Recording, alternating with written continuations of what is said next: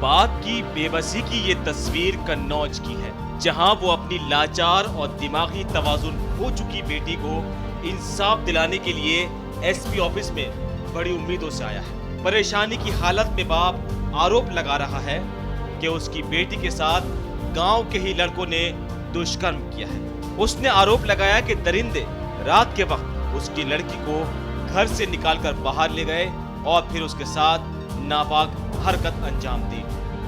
पीड़ित बाप ने यह भी बताया कि हादसे के बाद से लड़की जब उभरी तो अपनी मानसिक स्थिति खो बैठी थी।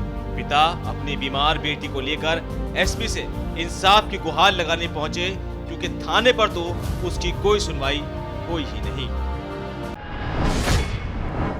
उसके बाद पुलिस जब पकड़ के इनको ले गई चौकी, तो वहाँ लड़की को तो दूसरों लोगों ने घर कर दिया, मुझे पता नहीं दिया, लड़का वहीं बना रहा। उसके बाद मुझे जब चौकी ले गए तो हमसे कहा चौकी इंचार्ज ने कि क्या चाहते हो। मैंने कहा इसको साहब थाने भेजा जाए, हम तो रिपोर्ट करेंगे।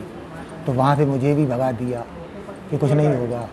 उसके बाद उस लड़के को पता नहीं कहाँ भगा दिया, कोई रिपोर्ट कार्रवाई नहीं की गई।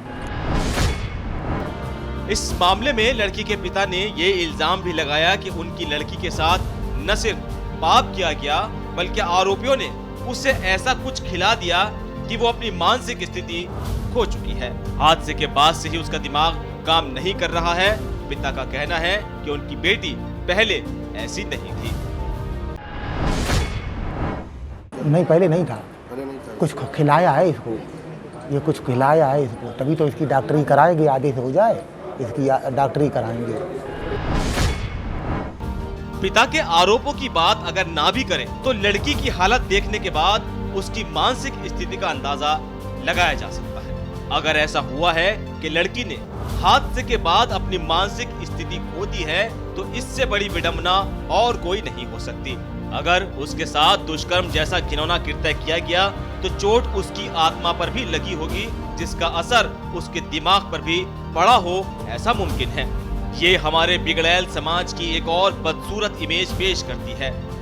थाने स्तर पर तो पीड़ित के पिता को इंसाफ नहीं मिला, लेकिन उम्मीद है कि उच्च अधिकारी इस मामले में गंभीरता दिखाएंगे, मामले की निष्पक्ष जांच कराएंगे और अपराधियों को जेल की सलाखों के पीछे पहुंचाएंगे। साथ ही ऐसी व्यवस्था भी होना चाहिए कि लड़की का सही से इलाज हो और उसे इंसाफ के साथ साथ एक स्वस्थ जीवन गुजारने का मौका भी मिल सके। Bureau report, UP Bharat.